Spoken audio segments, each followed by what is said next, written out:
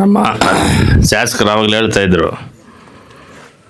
ನಮ್ಮ ನಿರ್ದೇಶಕರುಗಳು ಮತ್ತು ನಮ್ಮ ಮಹಿಳಾ ನಿರ್ದೇಶಕರೆಲ್ಲ ಸೇರಿ ಇವತ್ತಿನ ದಿನ ಎಲ್ಲ ಡೈರಿಗಳನ್ನು ಓಪನ್ ಮಾಡ್ತಾಯಿದ್ದಾರಂತೆ.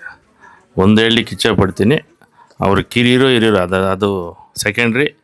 ಅವರ ಒಂದು ಮಾರ್ಗದರ್ಶನವೇ ಅವ್ರ ಮಾರ್ಗದರ್ಶನ. ಯಾಕಂದರೆ ಆಲಂಗೂರು ಶ್ರೀನಾಥ್ ಇದ್ದಾಗ ಬಹುಶಃ ಅವ್ರ ಮಾರ್ಗದರ್ಶನ ಯಾವ ರೀತಿ ಇತ್ತು ಅಂತಂದರೆ, ನಗರಾಜ್ నువ్వు రాజకీయం ఏం పెట్టుకోదప్పా, అది ఏముంటే అది అనుకూలం కానీ రైతులకి, ప్రతి ఒక్క రైతులు మనకి వీళ్ళే వాళ్ళనే ఉండేది వద్దప్ప. ఎవరో లీడర్లు ఉంటారు, వాళ్ళకి తీసిపెట్టు, వాళ్ళు అయోగ్యులు ఎవరో ఉంటారు, ఇచ్చిపెట్టు, అవంతా తలచెడుకోవద్దు. రైతులకు అనుకూలం కావాలా. అట్లా ఒక దృష్టిలో నువ్వు ಡೈರಿಲಿ ಓಪನ್ చేయಪ್ಪ, నువ్వు ಯಾವುದನ್ನ చెయ్యి, నాది అభ్యంతరం లేదు ಅಂತ ಹೇಳ್ಬಿಟ್ಟು ಹೇಳ್ತಾ ಇದ್ರಾಗ ನನಗೆ. ಯಾಕಂದರೆ ನನ್ನ ಮುಂದೆ ನಡೆದಿರ್ತಕ್ಕಂಥ ವಿಚಾರಗಳು ಆ ರೀತಿಯಲ್ಲಿ ನಮ್ಮ ಶಾಸಕರು ಇವರು ಸಹ ನಮ್ಮ ಸಮೃದ್ಧಿ ಮಂಜಣ್ಣವ್ರು ಏನು ಹೇಳ್ತಿದ್ದಾರೆ ಅಂತಂದರೆ, ಅಣ್ಣ ಇದರಲ್ಲೇನು ತಾರತಮ್ಯ ರಾಜಕಾರಣ ಏನು ಇಟ್ಕೊಬೇಡ್ರಿ, ಬಹುಶಃ ಏನು ರೈತರ ಅನುಕೂಲ ಅಷ್ಟೋ ಇಷ್ಟೋ ಇವತ್ತಿನ ದಿನ ದುಡಿಬೇಕಾದ್ರೆ ಅವರೇ ಈ ಒಂದು ಹೈನುಗಾರಿಕೆನೇ ಮುಖ್ಯ ಕಾರಣ ಅಂತ ಹೇಳ್ಬಿಟ್ಟು ಹೇಳಿ, ಅವರ ಒಂದು ಮಾರ್ಗದರ್ಶನದಲ್ಲೇ ನಾವು ಇವತ್ತಿನ ದಿನ ಈ ಒಂದು ಕಾರ್ಯಗಳನ್ನು ನಡೆಸ್ತಾ ಇದ್ದೀವಿ. ಬಹುಶಃ ಅವರ ಕೇಂದ್ರ ಬಿಂದು, ಈ ಒಂದು ಕಾರ್ಯಕ್ರಮದ ಕೇಂದ್ರ ಬಿಂದಾಗಿಂತ ನಮ್ಮ ಶಾಸಕರು, ಅದೇ ರೀತಿ ನಮ್ಮ ಸೀನಿಯರ್ ಡೈರೆಕ್ಟ್ರು ಅಧ್ಯಕ್ಷರು ಆಗಿರ್ತಕ್ಕಂಥ ನಮ್ಮ ನಾಗಣ್ಣವರು, ನಮ್ಮ ಮಹಾಲಕ್ಷ್ಮಕ್ಕವರು, ಬಹುಶಃ ಅವರ ಒಂದು ಯಾವ ರೀತಿ ಅವರು ಓಡಾಡ್ತಿದ್ದಾರೆ ಅಂತಂದರೆ, ಬಹುಶಃ ನಾವನ್ನು ಓಡಾಡಲಿಕ್ಕಾಗಲ್ಲ, ಹಂಗೆ ಓಡಾಡ್ತಿರ್ತಾರೆ. ಯಾಕಂದರೆ ಎಲ್ಲ ಕಾರ್ಯಕ್ರಮಗಳಿಗೂ ಬಹುಶಃ ಒಂದು ಆ ರೀತಿ ಇರಬೇಕಾಗ್ತದೆ. ಅದೇ ರೀತಿ ನಮ್ಮ ಶ್ರೀನಿವಾಸ ರೆಡ್ಡಿಯವರು, ಗ್ಯಾಸ್ ಡೀಲರ್ ಅವರು, ನಮ್ಮ ಮುಖ್ಯವಾಗಿ ನಮ್ಮ DCC ಬ್ಯಾಂಕು ನಿರ್ದೇಶಕರು ನಮ್ಮ ರಘುಪತ್ ರೆಡ್ಡಿಯವರು, ಅದೇನೋ ಗ್ರಾಚಾರ ಅದು ಕೋರ್ಟಲ್ಲಿದ್ದು, ಇಲ್ಲಾಂದರೆ ಲೋನ್ಗಳಾದರೂ ನಾವು ತಗೊಂಡು ಏನೋ ಅನುಕೂಲ ಮಾಡ್ಬೋದಾಗಿತ್ತು. ಎಲ್ಲ ಪ್ರತಿಯೊಂದು ಡೈರಿಗಳಿಗೂ ಹಸುಗಳು ತಗೊಂಡು ಏನೋ ಒಂದು ವ್ಯವಸ್ಥಿತವಾಗಿ ಹಸುಗಳು ತಗೊಳ್ಳುವಂಥ ಒಂದು ಕೆಲಸ ಬಡ್ಡಿ ರಹಿತ ಮಾಡ್ಬೋದಾಗಿತ್ತು. ಬಹುಶಃ ಕಾರಣಾಂತರಗಳಿಂದ ಅದು ಮುಂದೂಡಿದೆ.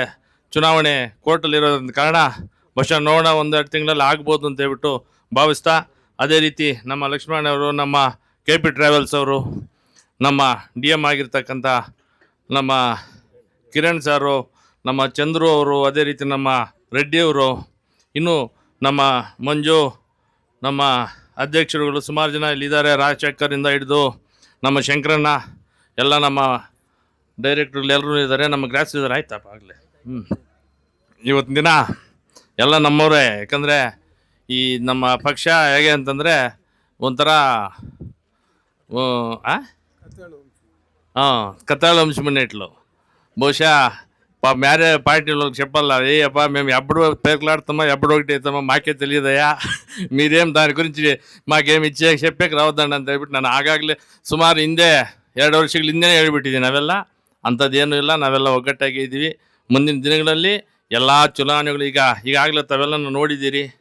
ಎಲ್ಲ ಚುನಾವಣೆಗಳನ್ನು ನಮ್ಮ ಶಾಸಕರ ಒಂದು ನೇತೃತ್ವದಲ್ಲಿ ಎಲ್ಲವನ್ನು ಜಯಗಳಿಸ್ತಾ ಬಂದಿದ್ದೀವಿ. ಮುಂದೇನು ಅದೇ ರೀತಿ ಪ್ರಾರಂಭ ಆಗ್ತದೆ, ಮುಂದುವರಿಯುತ್ತದೆ. ಅದರಲ್ಲಿ ಸಂಕೋಚನ ಬೇಡ.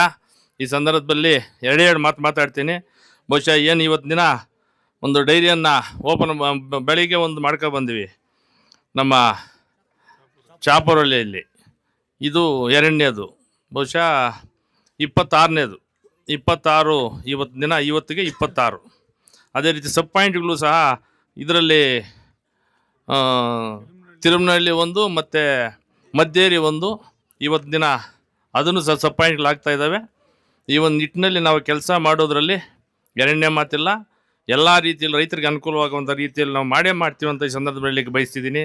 ಏನು ಇವತ್ತು ದಿನ ಈ ಒಂದು ಹಾಲು ಉತ್ಪಾದಕ ಸಂಘನ ನಿರ್ಮಿಸಿದ್ದೀರಿ, ಓಪನ್ ಮಾಡಿದ್ದೀವಿ. ಅಮ್ಮ ಮುಖ್ಯವಾಗಿ ನಮ್ಮ ಕಮಿಟಿಯವ್ರನ್ನ ಬಿಟ್ಟು, ಕಮಿಟಿಯವರು ಇರ್ತಾರೆ, ನಮ್ಮ ಕಾರ್ಯದರ್ಶಿಗಳು ಇದ್ರ ಬಗ್ಗೆ ಹೆಚ್ಚಿನ ಜವಾಬ್ದಾರಿ ವಹಿಸ್ಕೋಬೇಕಾಗ್ತದೆ. ಯಾಕಂದರೆ ಕಾರ್ಯದರ್ಶಿಗಳು ಪ್ಲಸ್ಸು ಟೆಸ್ಟರು ಅವರ ಒಂದು ಕೆಲಸ ತುಂಬ ಇರುತ್ತೆ. ಅವರೇನಾದರೂ ಹೆಚ್ಚು ಕಡಿಮೆ ಆದಲ್ಲಿ ಪಾಪ ಇವ್ರು ಕಮಿಟಿಯವ್ರು ಬಿಡ್ರಿ, ಹೊಸದಾಗಿ ಬಂದಿರತಕ್ಕಂಥವ್ರು ಅಷ್ಟು ತಿಳುವಳಿಕೆನೂ ಇರೋಲ್ಲ. ಅವ್ರು ತಿಳ್ಕೊಡೋಷ್ಟರಲ್ಲಿ ಇನ್ನು 4-5 ವರ್ಷ ಆಗುತ್ತೆ, 2-3 ವರ್ಷ ಆಗುತ್ತೆ. ಬಹುಶಃ ನೀವು ಎಷ್ಟು ಚೆನ್ನಾಗಿ ನೋಡ್ಕೋತೀರೋ ಆ ನಿಟ್ಟಿನಲ್ಲಿ ಡೈರಿ ಉದ್ಧಾರ ಆಗುತ್ತೆ. ಡೈರಿ ನಿಮಗೆಲ್ಲ ಗೊತ್ತಿದೆಯೋ ಗೊತ್ತಿಲ್ವೋ, ಹಿಂದೆ ಒಂದು ಡೈರಿ ಓಪನ್ ಮಾಡಬೇಕು ಅಂದರೆ 2-3 ವರ್ಷ ಇಲ್ಲ 4 ವರ್ಷ ಈ ರೀತಿ ಆಗ್ತಿತ್ತು. ಬಹುಶಃ ನಮ್ಮ ಕಾಡಿನಲ್ಲಿ ಇದು ನಮ್ಮ ಮಂಡಿಕಲ್ ವೆಂಕಟೇಶಣ್ಣವರು ಏನು ಆವಾಗ ಡೈರೆಕ್ಟರ್ ಆದರೂ ಸ್ವಲ್ಪ ಸ್ವಲ್ಪ ಅವರಿದ್ದಾಗಲೇ 2-3 ವರ್ಷ ಆಗ್ತಾಯಿತ್ತು, 4 ವರ್ಷನೂ ಆಗ್ತಿತ್ತು. ಅದೇ ರೀತಿ ನಮ್ಮ ನಾಗಣ್ಣವರು ಅದೇ ರೀತಿ ಬರ್ತಾ ಬರ್ತಾ ನಮ್ಮ ಆಲಂಗೂರು ಚಿನ್ನಣ್ಣವರ ಅವಧಿಯಲ್ಲಿ ಹೆಚ್ಚಿಗೆ ಮಾಡುವಂಥದ್ದಕ್ಕೆ ಪ್ರೋತ್ಸಾಹ ಕೊಟ್ಟರು. ಆ ನಿಟ್ಟಿನಲ್ಲಿ ಇವತ್ತಿನ ದಿನ ನಾವು ತಿಳ್ಕೊಂಡ ತಕ್ಷಣ ಏನೋ ಒಂದು ರೀತಿಯಲ್ಲಿ ಒಂದು ಪ್ರಾರಂಭ ಮಾಡುವಂಥದ್ದಕ್ಕೆ ಎಲ್ಲ ರೀತಿಯಲ್ಲೂ ಎಲ್ಲರ ಸಹಕಾರವೂ ಇರ್ತದೆ, ಮಾಡ್ತೀವಿ. ಅದನ್ನು ಉಳಿಸ್ಕೊಂಡು ಹೋಗುವಂಥ ಜವಾಬ್ದಾರಿ ತಮ್ಮೆಲ್ಲರದು ಇದೆ ಅಂತ ಹೇಳ್ತಾ ಈ ಸಂದರ್ಭದಲ್ಲಿ, ಯಾಕಂದರೆ ಮಹಿಳಾ ಸಂಘಗಳು ಓಪನ್ ಮಾಡಿದ್ರೆ ಆಗಲೇ ಹೇಳ್ತಿದ್ರು ನಮ್ಮ ಅಕ್ಕವ್ರು, ಮಹಾಲಕ್ಷ್ಮಕ್ಕವರು, ಇದು ಸಾಲ ಬಡ್ಡಿ ರಹಿತ ಸಾಲ ಸಿಗುತ್ತೆ, ಗಂಡಸರು ಕೊಡಲ್ಲ, ಈಗ ಬರೀ ಹೆಂಗಸರು ಮಾತ್ರ ಕೊಡ್ತಾರೆ.